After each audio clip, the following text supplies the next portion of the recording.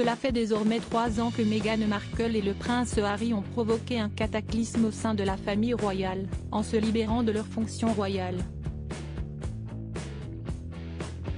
Loin de plaire la reine Elisabeth II, encore vivante à cette époque, à Charles III, père du prince, et au frère de ce dernier, William, leur décision choc s'est accompagnée d'un déménagement rapide de l'autre côté de l'Atlantique.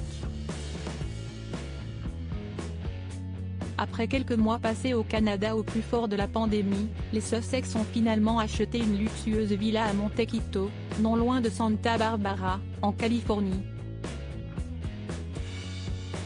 Depuis ces événements et la publication récente des retentissantes mémoires du prince, les relations entre les parents d'Archie et Lilibet et le reste des Windsor semblent être au point mort. Preuve en est ce surnom qu'avait attribué Camilla à Meghan à cette époque. Selon The Express, qui reprend Tom Bower, auteur de la biographie Revenge, Meghan, Harry and the War Between the Windsors, publiée en 2022, Camilla aurait traité Meghan de minx, comprendre pain bêche ou chippie, une fois les Sussex envolés pour les États-Unis. Elle entendait par ce surnom que l'ancienne actrice était une femme qui n'a pas froid aux yeux, séductrice et manipulatrice. L'auteur indique que la nouvelle reine consort, qui est en règle générale muette au sujet de Meghan, n'a pas pu s'empêcher d'être suspicieuse vis-à-vis de l'épouse de son beau-fils et ce depuis le début de leur histoire en 2016. Elle avait du mal à croire que Meghan sacrifierait sa carrière d'actrice et son indépendance pour servir docilement la monarchie, comme un membre d'équipe dévoué. Supérieur à Meghan Markle, cet accessoire que Camilla Parker Bowles lui a piqué. Relation tendue entre Camilla et les Sussex dans ses mémoires baptisées Spare, le suppléant en français, sorti en janvier dernier, le prince Harry a plusieurs fois pris sa belle-mère pour cible.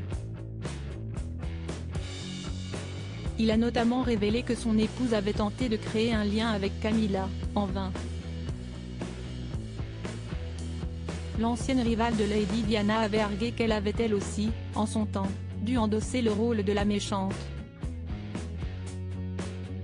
Mais qu'est-ce que ça voulait dire? Que maintenant c'était le tour de Meghan noté Harry dans son autobiographie.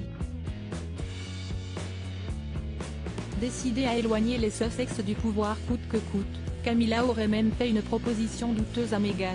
Camilla avait aussi suggéré à Meg que je devienne gouverneur général des Bermudes. Bien me suis-je dit. Et l'un des avantages collatéraux de son plan, c'était de nous faire disparaître du décor. Reste à savoir si Meghan et Harry se rendront au couronnement de Charles le 6 mai prochain.